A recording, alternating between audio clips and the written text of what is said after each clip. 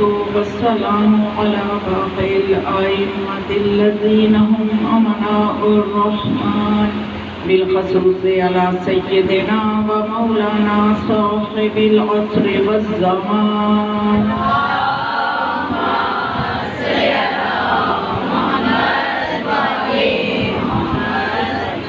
ولعنة الدائمة على أعدائهم أجمعين من يومنا هذا إلى يوم الدين.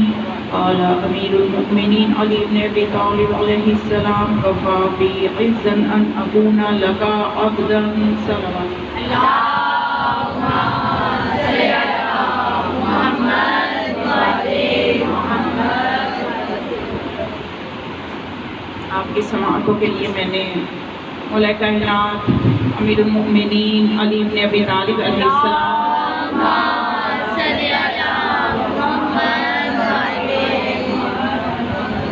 کے نورانی کلمات میں سے ایک قیمتی ترین کلمہ آپ کی سماعتوں کے لیے ہدیہ کیا.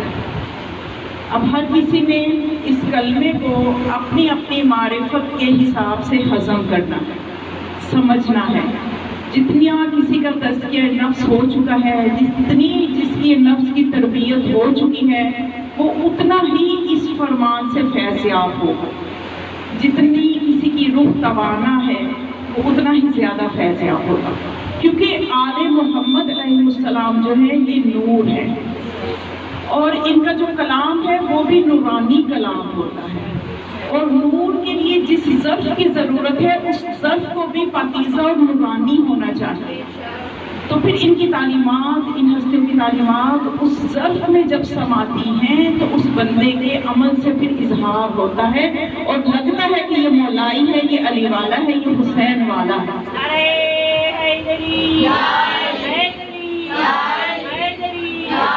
محمد والے محمد بواز بلند صلوات.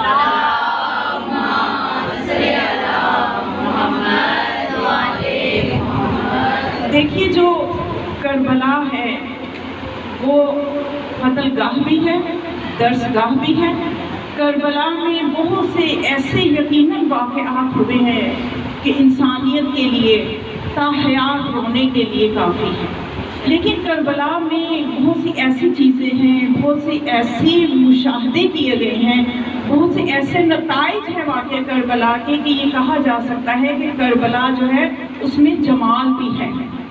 ان چیزوں کو جمال کربلا کہتے ہیں.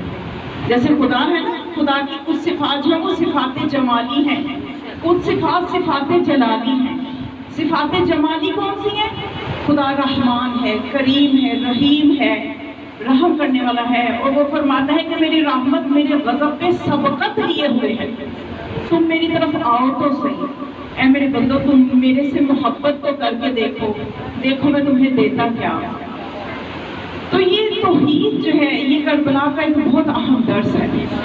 جس طرح سے میں نے بتایا نا کہ خدا کی صفات جمالی ہیں اور جلالی بھی ہیں. وہ قہار بھی ہے، جہاں وہ غفار ہے وہ قہار بھی ہے، وہ جبار بھی ہے، وہ عادل بھی ہے. تو اسی طرح سے کربلا جو ہے اس میں سے ہمیں جہاں پہ بہت سے ایسے واقعات کے دل ہولناک واقعات کے دل دہل جائے، وہاں ہمارے لیے ایسی چیزیں بھی ہیں جن کو جمال کربلا کہتے ہیں. اس کربلا کے صدقے سے ہمیں یہ فرش عزا ملا ہے، اور یہ فرش عزا جو ہے یہ ایک ہدایت کا ہمیں ایک سمجھی کے پلیٹ فارم مل گیا ہے کہ قیامت تک طاغوت اپنے حملے جتنے بھی کرتا رہے گا، لیکن جو اس فرش عزا سے جڑا رہے گا وہ ہرگز بھی سیدھے راستے سے نہیں ہٹے گا. کیونکہ یہ فرش عزا یہ ایسی حسینی درسگاہ ہے کہ جو انسان کو ظلمت سے نور کی طرف لے کے جاتی ہے، ظلمت سے نور کی طرف لے کر جاتی ہے. اور دیکھیے یہ ایسا گھرانہ ہے، اس فرش عزا پہ آنے سے پہلے یہ سوچا کریں کہ ہم کن ہستیوں کی خاطر گھر سے نکل رہے ہیں، ان کی عظمت کو ذہن میں لایا کریں. اسی وقت آپ کے اندر ایک آمادگی ہو جائے گی کہ ہم کن کی خاطر جا رہے ہیں، ان کی عظمت کیا ہے، ان کا مقام کیا ہے. اور ہم وہاں پہ جا کے جس فرش پہ بیٹھیں گے وہ ایسا فرش ہوگا کہ معصوم فرماتے ہیں کہ جہاں ہمارا ذکر ہوتا ہے وہ جگہ عام جگہ نہیں ہوتی، وہ جنت کے باغات میں سے ایک باغ بن جاتا ہے۔ رسول اللہ فرماتے ہیں بادروا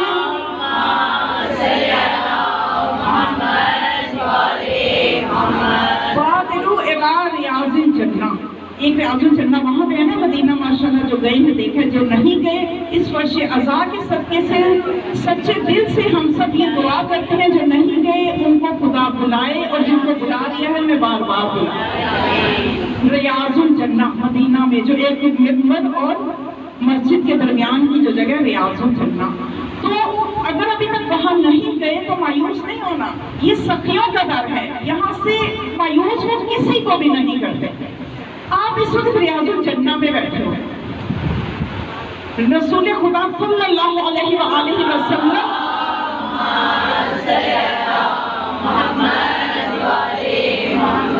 فرماتے ہیں بادروا الی ریاض الجنہ، جنت کے باغ کی طرف دوڑو، کہ جہاں بھی تمہیں پتہ چل رہا ہو کہ جنت کا باغ ہے دوڑو، یعنی سبقت لے جانے کی کوشش کرو، سست بن کے نہیں جانا۔ اچھا وہاں پہ ریاض الجنہ سے ٹھیک ہے بھی جاتے ہیں، ایسے نہیں، فوراً اپنی ہر کام کو ترک کر کے اس کی طرف بادر کا مطلب جو ہے نا عربی زبان میں بادر، اس کا مطلب ہوتا ہے مقابلتاً دوڑنا، کہ ایک سے کو چھوڑ کے دوسرے سے آگے نکلنے کی کوشش کرنا۔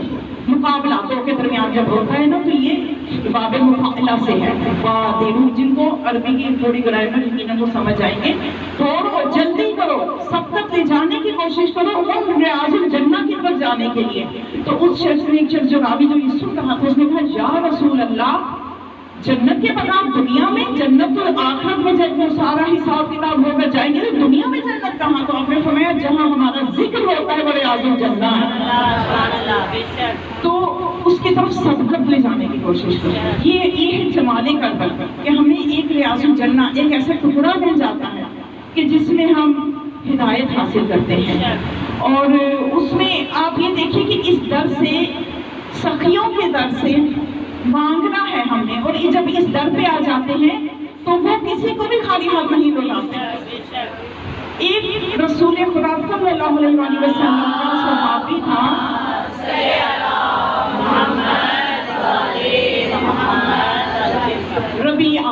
ربیعہ صحابی تھا، تو اس نے رسول اللہ کی خدمت کی، 7 سال تک خدمت کی۔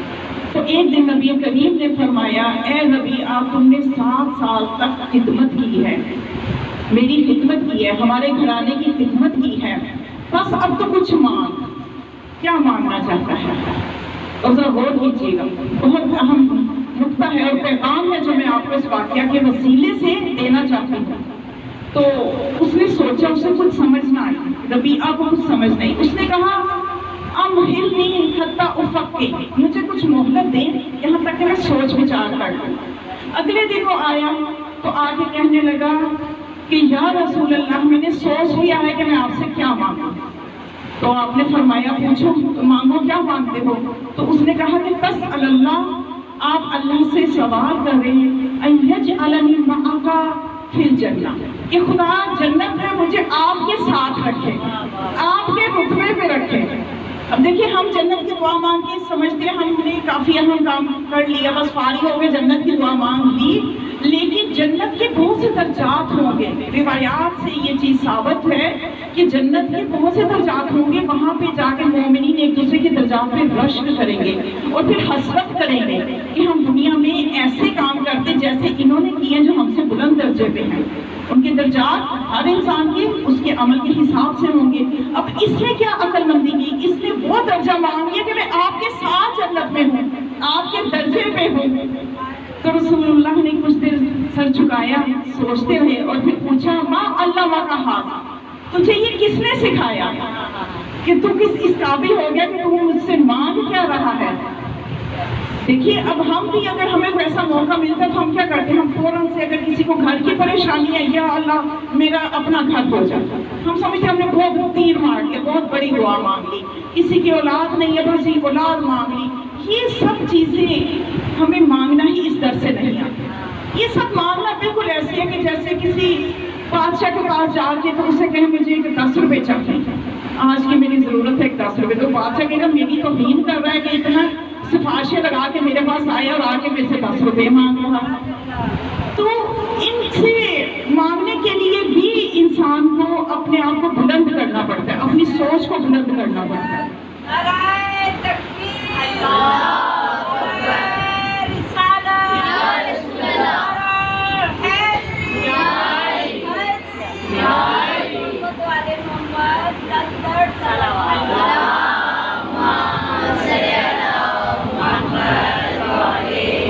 تو اس نے جب رسول اللہ نے پوچھا کہ تجھے یہ سکھایا کس نے، تو وہ کہنے لگا میں نے سوچا، سکھایا کسی نے نہیں ہے، میں نے خود سوچا، میں نے غور و فکر کیا کہ اگر میں گھر مانگتا ہوں ایک دن میں نے رہنا ہی نہیں ہے، چلے جانا ہے، گھر کس کام کا، اگر میں اولاد مانگتا ہوں وہ بھی اپنے لیے ہی ہوتی ہے، اپنے آپ کو ہی سنبھالتی ہے، کون اتنا یاد رکھتا ہے، مجھے کوئی اتنا فائدہ نہیں پہنچنے والا۔ میں نے اگر کچھ بھی سوچا، مجھے سمجھ میں آیا کہ سب کچھ فانی ہے، فنا ہونے والا ہے، تو میں نے سوچا کہ یہ سب سے بہترین ہے کہ میری جو زندگی کبھی ختم ہی نہیں ہونی، وہ بلند ترین درجے میں آپ کی ہمسائیگی میں گزرے، تو اس سے اچھا اور کیا ہو سکتا ہے۔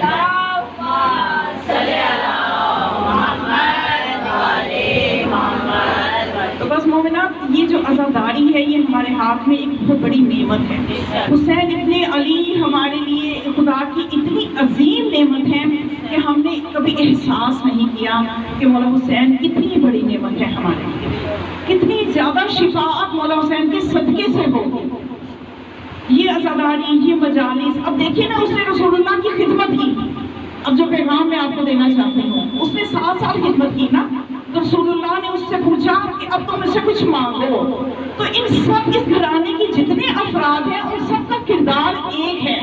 آپ کتنے عرصے سے مجالس کروا رہی ہیں، آپ کتنے عرصے سے مجالس سن رہی ہیں، قدم بہ قدم چل کے گھروں سے آتی ہیں، تو یقیناً حسین بھی آپ سے پوچھ سکتے ہیں یا آپ سے پوچھ رہے ہیں کہ مانگو، کیا مانگتے ہو۔ اب جو سبیلے لگاتے ہیں، جو فرش عزا بچھاتے ہیں، اور جو اپنے گھروں سے چل کے جاتے ہیں، مجلس سنتے ہیں، اپنے کاموں کو ایک طرف رکھ کے آنسو بہانے کے لیے جناب سیدہ کے زخموں کو منتقل کرنے کے لیے گھروں سے نکلتے ہیں، تو کیا سیدہ نہیں ادا کر سکتی؟ یقیناً وہ بھی آپ سے یہ پوچھ رہی ہیں کہ اے میرے بیٹے کے عزاداروں، مانگو، کیا مانگتے ہو، تو آپ بھی مانگا کریں۔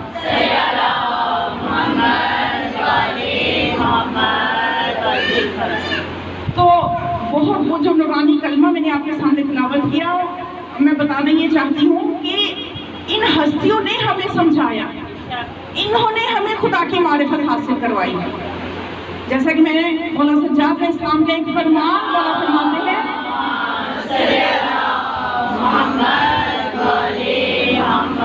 بنا عرف اللہ ولولا ما عرف اللہ، ہم نے اللہ کی معرفت کروائی، ہماری وجہ سے اللہ کی معرفت ہوئی، ولولا ما عرف اللہ، اگر ہم نہ ہوتے تو کسی کو اللہ کی معرفت ہی نہ ہوتی ہے۔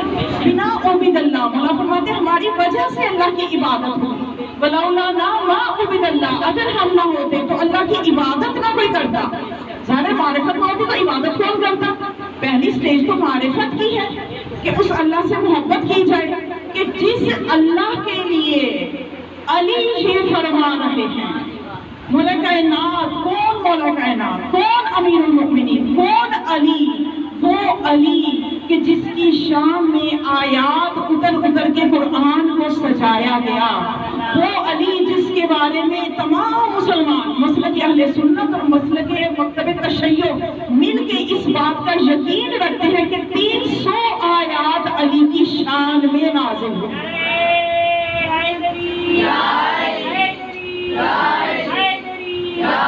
محمد والے محمد بابا دے بلند صلوات،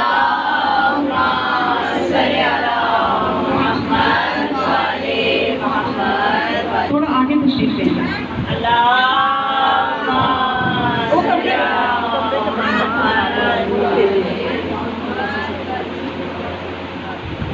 صلوات پڑھیں۔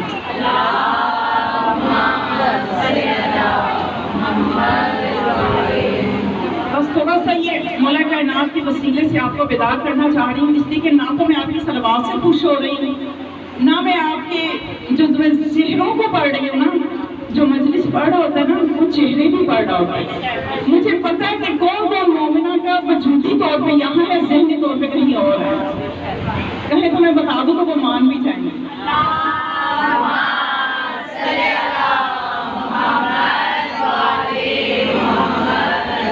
برکتیں میں فرش ازاد کی رضاداری کی بتا رہی ہوں، صرف اس لیے بتا رہی ہوں کہ آپ اگر فیض یاب ہونا چاہتے ہیں اپنے آپ کو ہوشیار کریں.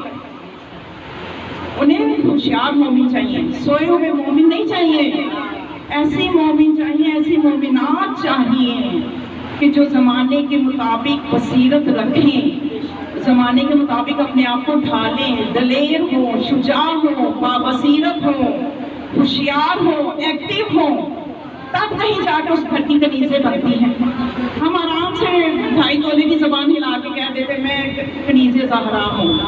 کوئی آسان نہیں ہے کنیز زہرا بننا. تو میں عرض کر رہی تھی کہ ہمیں پہلے یہ سمجھنا ہے، یہ جو نورانی کلمہ میں نے تلاوت کیا کہ مولا کائنات یہ فرماتے ہیں کفا بعزت ان اکون لکا عبدا، میری عزت کے لیے یہی کافی ہے کہ اے خدا میں تیرا بندہ ہوں. اب یہ کہہ کون رہا ہے؟ ذرا اس علی کو بھی تو سمجھیے.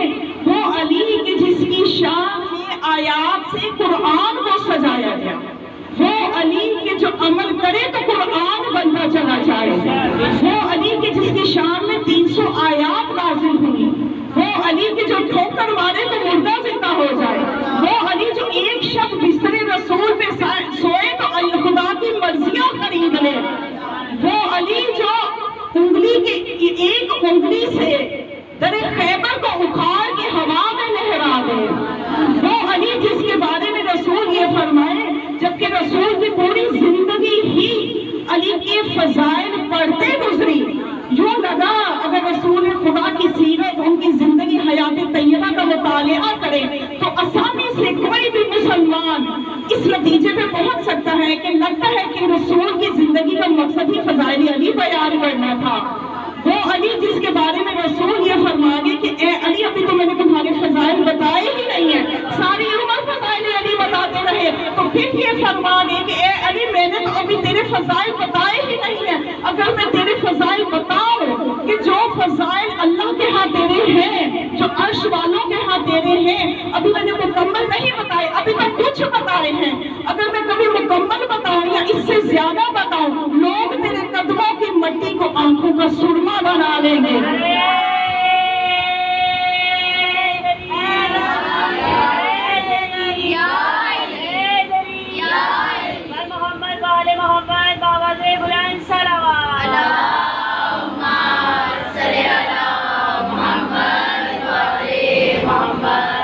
اتنے فضائل مولا کائنات کے قرآن میں موجود ہیں، اتنے فضائل مولا کائنات کے رسول اللہ نے اپنی زبان وحی سے بیان فرمائے. تو کیا رسول کا کوئی کام ایسا ہو سکتا ہے جو بے مقصد ہو؟ بے مقصد فضائل بتا رہے ہیں، یا ان فضائل کے بتانے کا مقصد صرف اتنا ہے کہ کل کو ہمارے 4 مومن اکٹھے ہوں گے، نعرے لگائیں گے، خوش ہو جائیں گے؟ نہیں، ایسا نہیں ہے. صرف یہ مقصد نہیں ہے، یہ بھی مقصد ہے کیونکہ مجلس کو زینت ملتی ہی فضائل علی سے ہے. یہ میں تو کہہ نہیں رہی، یہ تو رسول ہی بہت لگا گئے. سید مجاز سفر میں ذکر علی ابن ابی طالب، میرے بھائی علی کے فضائل سے اپنی مجلسوں کو زینت دو. مجلس کو زینت ہی ذکر علی سے ملتی ہے، اور فضائل علی بیان کرنا حکم رسول اور حکم خدا ہے. اور ان فضائل کے بارے میں ہماری قوم کے اندر، کیونکہ ابھی بہت سے مسائل تو ماشاءاللہ سے پیدا ہونے ہیں، ہمیں بہت ضرورت ہے بابصیرت ہونے کی. فضائل علی کی اہمیت کو کم کرنے کے لیے ممبروں سے ہی اس قسم کے درس بھی دیے جانے لگے ہیں کہ بس علی کے فضائل سنانا ہی مقصد تھا ان کا، انہوں نے کیا کیا ہے. بھئی اگر فضائل علی کو بھی دل کی معرفت سے، روشنی سے، ولایت کے نور سے سنیں گے تو اس کے اندر سے درس کے پہلو بھی نکلیں گے، اس کے اندر سے عقیدے کے پہلو بھی نکلیں گے، اس کے اندر سے اور وہ سارے فضائل مولا کائنات کے بتانے کا کوئی مقصد ہے. ایک تو یہ مقصد اس کو بہت ہلکا دیا جاتا ہے کہ بس وہ آئے اور خوش کر کے چلے گئے، 4 نعرے لگوا کے چلے گئے. یہ بھی بات غلط ہے ایسے کہنا. کیوں؟ اگر خوش کیا ہے تو کیا کوئی گناہ کیا ہے؟ خوش کرنے کا، اور پھر مومنوں کو خوش کرنے کا، مومن کو خوش کرنے کا کئی گنا عبادتوں سے زیادہ ثواب ہے ایک مومن کے چہرے پہ مسکراہٹ لانے کا. اور جب مولا کائنات کے فضائل بیان ہوتے ہیں، مومنوں کے چہروں پہ خوشیاں آ جاتی ہیں، تو یہ کتنی بڑی عبادت ہے جو ہو جاتی ہے، خود بخود ہو جاتی ہے. تو اس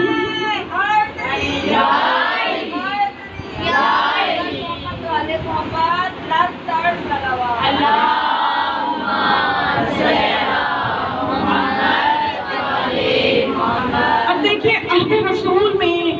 مولا کائنات کے فضائل بیان کیے جا رہے ہیں، حسنین علیہ السلام کے فضائل بیان کیے جا رہے ہیں، جناب سیدہ کے فضائل بیان کیے جا رہے ہیں، بزبان رسول وہ فضائل لوگوں تک پہنچائے جا رہے ہیں۔ تو آخر اس اتنے بڑے کام کا کیا مقصد ہے؟ اتنے خطبات جو فضائل مولا کائنات میں موجود ہیں، جو آیات آئی ہیں، کیا مقصد تھا ان میں؟ کیوں بیان کیے جا رہے ہیں اتنے فضائل؟ اگر تو مقصد صرف یہ ہے کہ مومن خوش ہوں گے، محفلیں سجائیں گے اور ذکر علی کریں گے اور نعرے لگیں گے، تو یہ مقصد ٹھیک ہے، اچھا ہے، لیکن اتنا کافی نہیں ہے، بات کچھ اور بھی ہے۔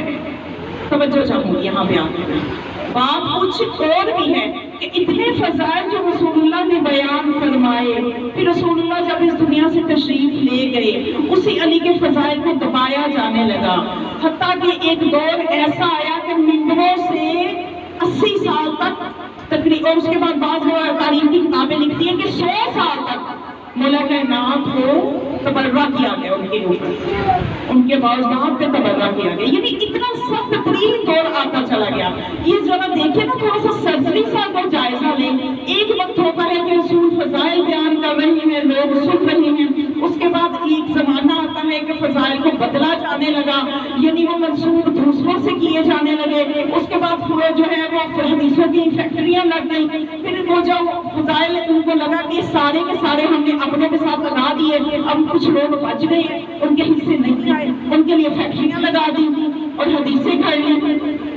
دیکھ رہے ہیں نا کہ تاریخ میں کتنا ظلم ہوئے آل محمد کے ساتھ، محسوس کریں، ذرا دل کی گہرائی سے محسوس کریں، مسائل صرف وہی نہیں ہے جو کربلا میں ہے، یہ کتنی بڑی مصیبت ہے کہ فضائل کسی کے ہیں، منسوب کسی سے کیے جا رہے ہیں، اور پھر حدیثیں تک بنائی جا رہی ہیں۔ تو اس کے بعد ایسا دور آ جائے کہ ممبر سے جمعے کے خطبے میں سب و شتم کیا جائے ذات علی امیر المؤمنین کو، کیوں؟ اب جو فضائل بیان کرنے کا مقصد ہی یہی تھا کہ سوائق محرقہ میں اہل سنت کی کتاب ہے، حجر اسقلانی نے لکھا ہے کہ جو اتنے فضائل رسول اللہ نے بیان فرمائے ہیں اپنے بھائی علی کو، وہ اس لیے کہ رسول اللہ اپنے علم کی وجہ سے جانتے تھے کہ ایک زمانہ آئے گا کہ علی کی ذات کو نشانہ بنایا جائے گا، اس لیے آپ نے بندوبست کیا تھا کہ اس نوعیت کے فضائل نشر کر دیے تھے، اس نوعیت کے فضائل نشر کر دیے تھے کہ آنے والے زمانے کے لوگ جتنا بھی میرے بھائی کے علی کی ذات پہ سب و شتم کریں گے بھی، لیکن فضائل علی کا کچھ انداز آپ نے ایسا قرار دے دیا کہ فضائل علی چھپ نہیں سکیں گے۔ یہ حکمت رسول تھی، کیونکہ آپ نے بیان فرما دیا کہ میرے بھائی علی کے اتنے فضائل ہیں، جو ان فضائل پہ نگاہ کرے گا تو آنکھوں کے گناہ ختم ہوں گے، جو ان فضائل کی کتابت پہ نظر کرے گا تو اس کی آنکھوں کے گناہ ختم ہوں گے، جو میرے بھائی علی کے فضائل سنے گا اس کے کانوں کے گناہ ختم ہوں گے، جو میرے بھائی علی کے فضائل لکھے گا اس کے ہاتھوں کے گناہ ختم ہوں گے۔ یعنی اتنا بندوبست کر دیا آپ نے اپنے بھائی کے فضائل کو کہ آج یہ حکمت رسول کا نتیجہ ہے کہ لوگوں نے ایڑی چوٹی کا زور لگا دیا، لیکن آج مشرق سے مغرب تک فضائل علی سے گونج رہی ہے۔ یہ مولا کائنات کا سب سے بڑا معجزہ ہے۔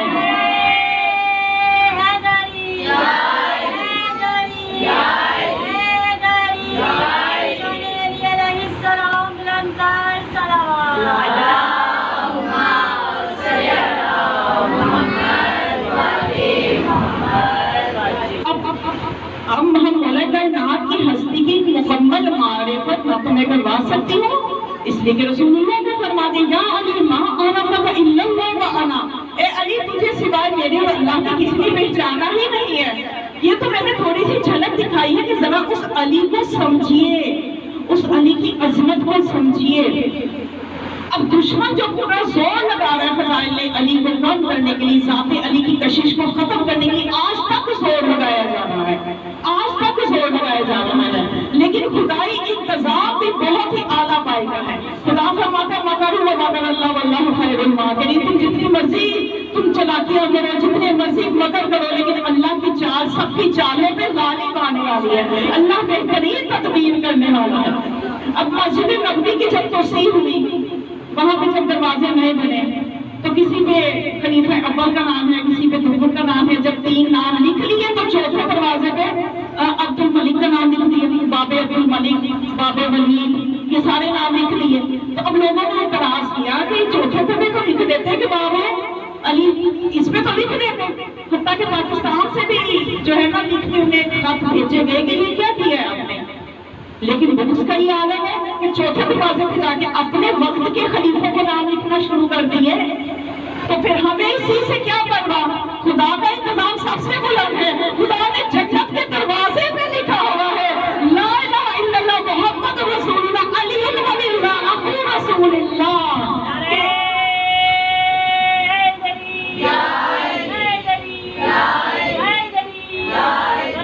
خدا خاتم الانبیاء بآواز بلند صلوات۔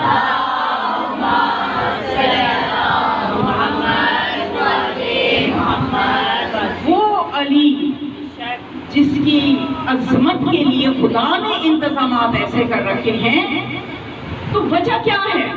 مولا کائنات کی ذات کو کیوں نشانہ بنایا گیا اور بنایا جا رہا ہے؟ اس کی ایک وجہ تو یہ ہے، تاریخ نے لکھی کہ چونکہ جنگ بدر میں، احد میں، ان تمام جنگوں کے ہیرو جو ہیں وہ مولا کائنات ہے، ہر جنگ کی فتح کا صحرا مولا کائنات علی بن ابی طالب کے سر پہ ہے۔ اب جتنے کفار ہیں، یہودی ہیں، ان سب کے بڑوں کو مارنے والے علی ہیں، تو اس لیے اب ان کو یہ بغض ہے، یہ حسد ہے، یہ دشمنی ہے مولا کائنات کی ذات سے۔ اور دوسری وجہ جو یہ ہے کہ آج تک یہ دشمنی ختم ہونے میں نہیں آ رہی، وہ وجہ یہ ہے کہ لوگ یہ سمجھتے ہیں، لوگوں کو یہ پتا ہے کہ جب وہ مولا کائنات کی ذات کی کشش کو ختم کر دیں گے، جب لوگوں کی توجہ علی سے ہٹ جائے گی، تو نہ رسول تک پہنچ سکیں گے کیونکہ یہ ہے باب مدینہ دونی، اور نہ ہی یہ باقی 11 اماموں تک پہنچ سکیں گے۔ ایک علی سے ہٹا دو، خود ہی اسلام کا ہی خاتمہ ہو جائے گا۔ یہ ان کی منصوبہ بندی، جبکہ خدا یہ فرماتا ہے واللہ متم نورہ ولو کرہ المشرکون، یہ مشرک، یہ کافر، یہ منافق جتنا مرضی زور لگا لیں، خدا اپنے نور کو تمام کر کے رہے گا۔ واللہ متم نورہ، خدا اپنے نور کو مکمل کر کے رہے گا۔ اور خدا ان کی بے وقوفی پہ قرآن میں ایسی آئے کہ خدا کے لیے ایسا تو نہیں ہے، خدا وجود نہیں رکھتا کہ وہ ہنسے، لیکن خدا ان کا مذاق بتا رہا ہے کہ یہ چاہتے کہ یہ چاہتے ہیں کہ اللہ کے نور کو پھوکوں سے بجھائیں، خدا کے نور کو تمام کر کے رہے گا۔ اب اگر آج کوئی بے وقوف کھڑا ہو جائے اور کہے کہ میں اپنی پھوکوں سے سورج کی روشنی کو ختم کر دوں، تو لوگ اس کو پاگل کہیں گے، پاگل ہی کہیں گے، بے وقوف کہیں گے، پھوکوں سے سورج کی روشنی، اور پھر نور سے سورج کی روشنی کا جب ایک ذرے جیسی حیثیت ہے، تو نور کے آگے جو نور الہی ہے، جو خدا کے نور سے، نور عظمت سے دنیا میں آئے ہیں، ان کے آگے سورج کی کوئی حیثیت نہیں ہے۔ تو ان انوار کو کوئی کہے کہ میں اپنے منہ سے پھوکوں سے بجھاؤں، تو اس کو سوائے کہ یہ کہ اس کی عقل کا علاج کروانا چاہیے، اس کی عقل پہ ماتم کرنا چاہیے، اور تو کچھ نہیں کہا جا سکتا۔ تو یہ وجہ میں تو آپ کو بتا رہی ہوں کیوں آج تک یہ حسد ہے مولا کائنات کی ذات سے، کیوں یہ بغض لوگوں نے رکھا ہوا ہے۔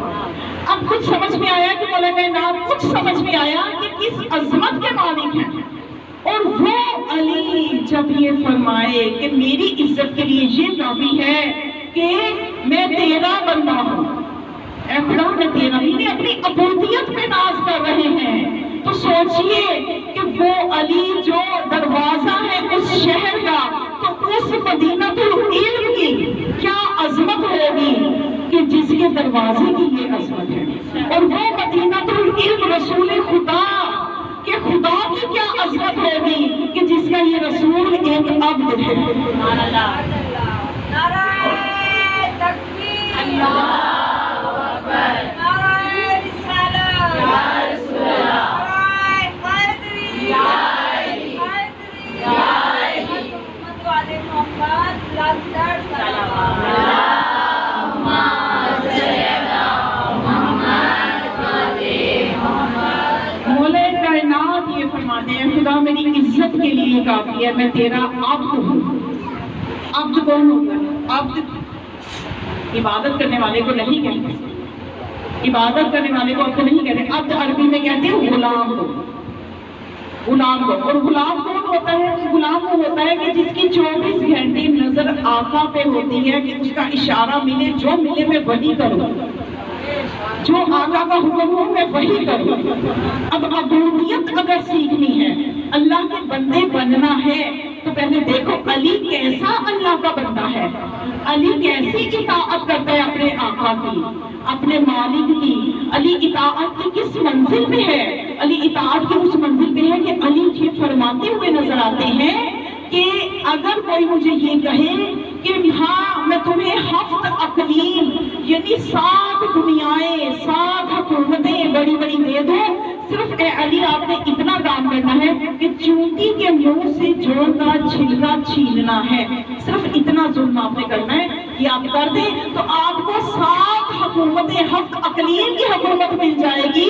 تو مولا فرماتے ہیں کہ میں علی ان حکومتوں کو رد کر دوں گا، اتنی سی بھی معصیت نہیں کروں گا کہ چونٹی کے منہ سے جوڑ کا چھلکا چھین لو.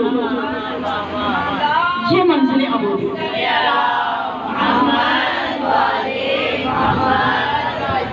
خود خدا قرآن میں اپنا نوحہ پڑھ رہا ہے. مجھے تو وہ آیت یہی لگتی ہے، میں جب وہ آیت پڑھتی ہوں تو یقین کیجئے کہ میرا تو دل روتا ہے، لیکن آپ کا دل بھی روتا ہوگا.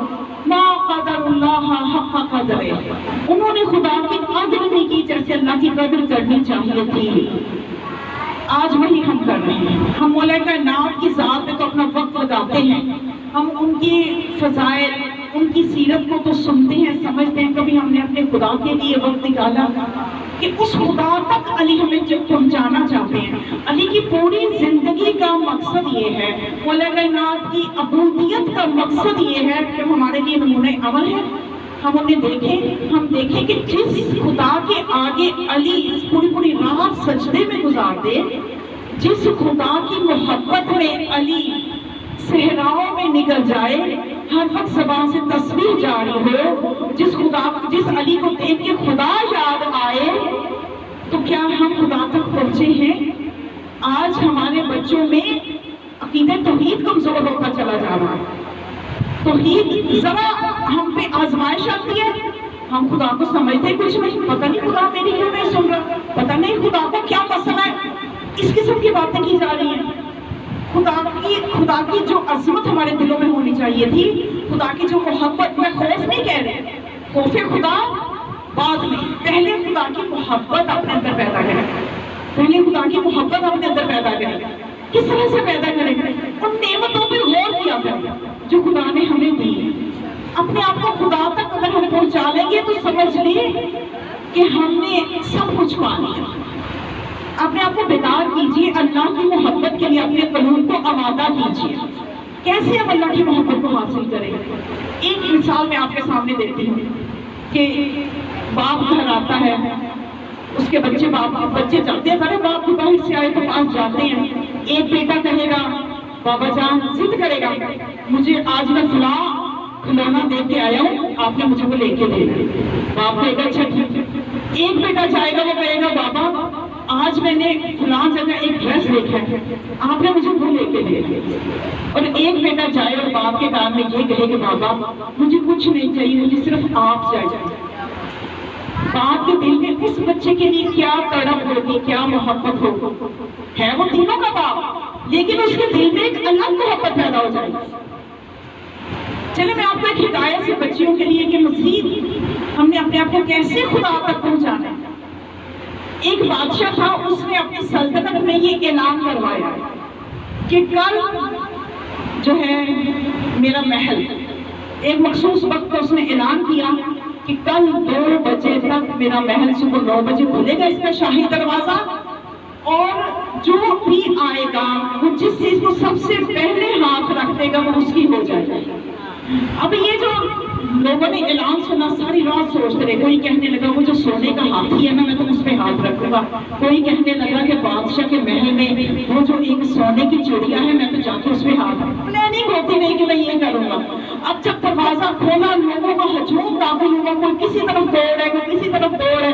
ایک عقل مند بزرگ تھا، اس نے جا کے بادشاہ پہ ہاتھ رکھا. اب بادشاہ اس کا ہو گیا، جس کا بادشاہ ہو گیا اس کا سب کچھ ہو گیا. تو یہی بات ہے اس دنیا کی کہ ہم چھوٹی چھوٹی مسئلے میں الجھے رہتے ہیں، چھوٹی چھوٹی چیزوں کے پیچھے، ان خواہشات کے پیچھے رہتے ہیں. ہم اللہ کی طرف کیوں نہیں ہو جاتے؟ ہم اللہ کو کیوں نہیں فتح کر لیتے؟ اللہ کی محبت میں کیوں نہیں ہم کامیاب ہو جاتے؟ اس اسی محبت کی طرف، اللہ کی طرف ہی ہمیں اہل بیت علیہ السلام لے کے آنا چاہتے ہیں۔ تمام آل محمد علیہ السلام کی زندگیوں کا مقصد ہی یہ ہے کہ جتنی بھی اللہ کی مخلوق ہے یہ اللہ سے جڑ جائے۔ انہوں نے اپنی زندگیوں میں عملی طور پہ مصائب میں، خوشی میں، ہر طرح کی عملی زندگی، چہاتا معصومین کی زندگیوں کا مطالعہ کریں۔ انہوں نے ہمیں درس یہ دیا اپنی زندگیوں سے کہ اپنے آپ کو اللہ سے جوڑو، اللہ سے محبت کرو، اللہ کو سمجھو۔ لیکن افسوس کہ ہمارے اندر توحید کے عقیدے کے حوالے سے ہی بچوں کو بہت زیادہ کنفیوز کیا جا رہا ہے۔ بعض ممبروں سے اس طرح کے پیغامات دیے جا رہے ہیں کہ عاشورہ کے روز اللہ نیچے آ گیا تھا تو حسین اوپر چلا گیا تھا۔ اس قسم کی عجیب عجیب اور بھی بہت سی باتیں ہیں کہ جو سننے میں آتی ہیں۔ تو اب چاہیے کہ اپنے بچوں کو عقیدہ توحید مضبوط کریں، سمجھائیں کہ بیٹا اللہ جو ہے وہ جسم و جسمانیت نہیں رکھتا، جسم و جسمانیت سے مبرہ ہے۔ وہ سنتا ہے لیکن بغیر کانوں کے، وہ دیکھتا ہے لیکن بغیر آنکھوں کے۔ کیوں؟ اس لیے کہ انسان دیکھنے کے لیے آنکھوں کا محتاج ہے، اللہ کسی چیز کا محتاج نہیں ہے، وہ بے نیاز ہے۔ اس اللہ کی معرفت کروانے کے لیے یہ ہستیاں دنیا میں آئی ہیں۔ وگرنہ آج جتنے اللہ والے نظر آتے ہیں وہ اللہ کا تو شکر ادا کرتے نظر آتے ہیں، لیکن افسوس ہے ایسے اللہ والوں پہ جو آل محمد کو نکال کر اللہ کی طرف ڈائریکٹ آپ کا رابطہ کر رہے ہیں۔ یہ بہت بڑی ناشکری ہے۔ جب اب اللہ نے اپنے آپ کو ان کے بغیر پہچانوایا نہیں ہے تو ہم ان کے بغیر اللہ تک پہنچ کیسے سکتے ہیں؟ خدا کو فرماتے ہیں یہ میری صفات کا مظہر ہے، میں نے ان کو خلق اس لیے کیا ہے کہ میری معرفت حاصل کی جائے۔ اگر یہ نہ ہوتی، یہ ہستیاں نہ ہوتی تو ہم اللہ کو نہ پہچان سکتے۔ ہاں چھوٹی سی آزمائش آتی ہے تو عقیدہ توحید لرزنے لگتا ہے، پتہ نہیں خدا ہماری کیوں نہیں سن رہا، پتہ نہیں ہماری حضرت پر یہ مصیبت آنی تھی۔ تو یہ کربلا والوں سے سیکھے جو اتنی مصیبتیں برداشت کر کے بھی یہ کہتے نظر آتے ہیں کہ اے اللہ تیرے لیے جو محبت کا حق تھا ہم ادا نہیں کر سکے۔ جناب زینب کبریٰ اتنی مصیبتیں گنوائے نہیں جا سکتی، ام المصائب تھی۔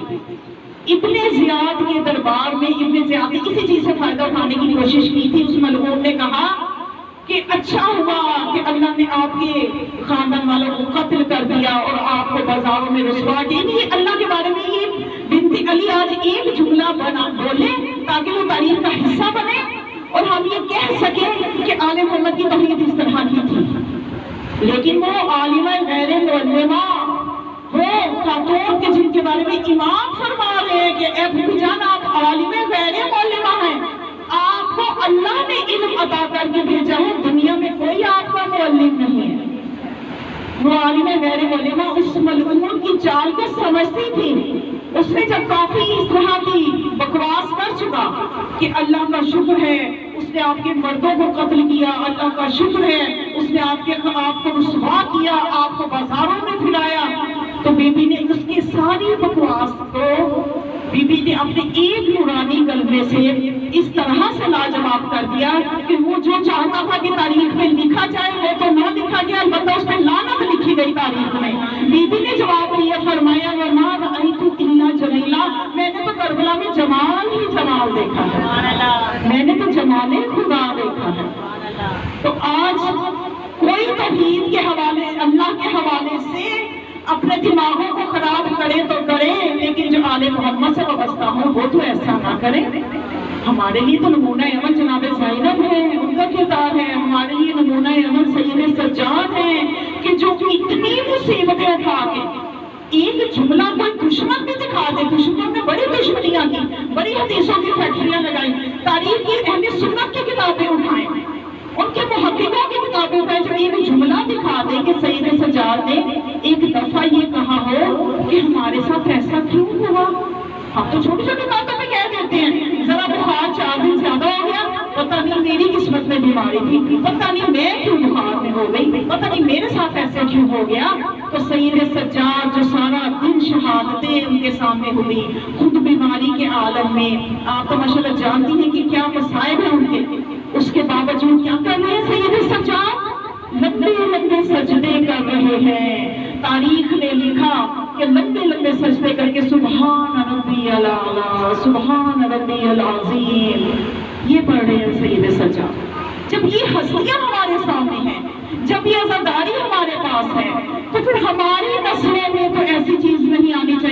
اللہ کے بارے میں، توحید کے بارے میں کوئی بدگمانی نہیں آنی چاہیے، کوئی شائبہ نہیں آنا چاہیے.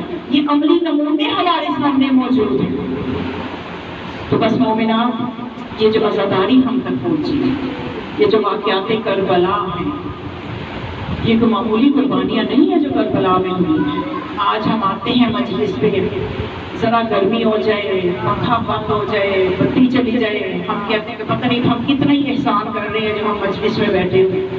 ذرا ان قربانیوں پہ سوچیے، معمولی قربانیاں نہیں ہیں جو مولا حسین نے اپنے خزانے سارے لٹا دیے ہماری خاطر کہ حقیقی اسلام ہم تک پہنچ جائے. اگر وہ قربانیاں کربلا میں نہ ہوتی، آج یزید والے اسلام میں ہم سب عمل کر رہے ہوتے. آج ماں بہن کی کوئی حرمت نہ ہوتی، آج کوئی حد بندی نہ ہوتی، یہ ماں ہے، یہ بہن ہے، یہ بیوی ہے. اگر یزید والا اسلام ہوتا، ہمیں تو چاہیے کہ ہم ان ہستیوں کو، ہم ان کی قربانیوں کے بدلے میں ہم آل محمد کا جو اجر مبدت مانگا گیا ہے وہ اسی لیے مانگا گیا ہے. واقعہ کربلا بعد میں ہوا ہے، آیت پہلے نازل ہوئی ہے، آیت مبدت وما اسألکم علیہ اجر الا المودۃ فی القربى. اس لیے کہ خدا اپنے علم ازلی کی بنا پہ جانتا ہے آل محمد نے قربانیاں کون سی دینی ہے، اس لیے ان کی مبدت کو پہلے ہی مانگ لیا ہے قرآن میں کہ جب یہ قربانیاں دیں گے تو ان کی قربانیوں کو وزن کرنا. مومنان، یہ جمال کربلا ہے کہ آج ہم اس فرش عزا پہ جب بیٹھتے ہیں تو جناب سیدہ ہمارے آنسوؤں کو اپنے رومال پہ لینے کے لیے تشریف لے آتی ہیں.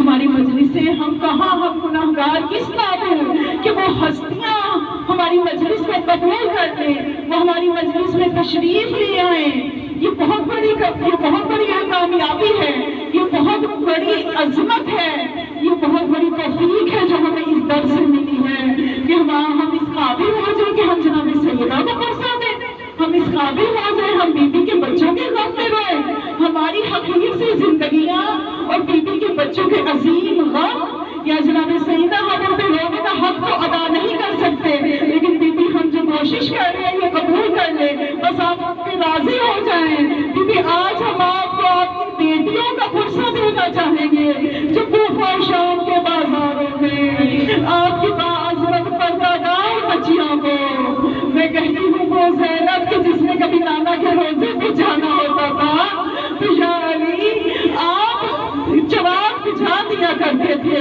رات کی تاریکی میں لے کے نکلتے تھے، اور جب وجہ پوچھی تو فرماتے تھے جب روزہ رسول کے قریب جناب زینب جاتی تھی تو آپ مولا حسن کو حکم دیتے تھے بیٹا حسن جلدی سے اندر داخل ہو جاؤ اور قبر مطہر کا چراغ بھی بجھا دو. جب مولا حسن نے وجہ پوچھی تو فرمایا کہ میں نہیں چاہتا تیری بہن کا سایہ بھی کوئی دیکھے. یا علی آج دیکھیے یہ وہی زینب جو اپنے بابا سے ہم کلام نہ ہوتی تھی، بیوی اتنی باحیا تھی کہ اپنے بابا سے کلام میں جھجک محسوس کرتی تھی، ماں کے سہارے سے بابا سے کلام کرتی تھی. بولا یا علی آج وہ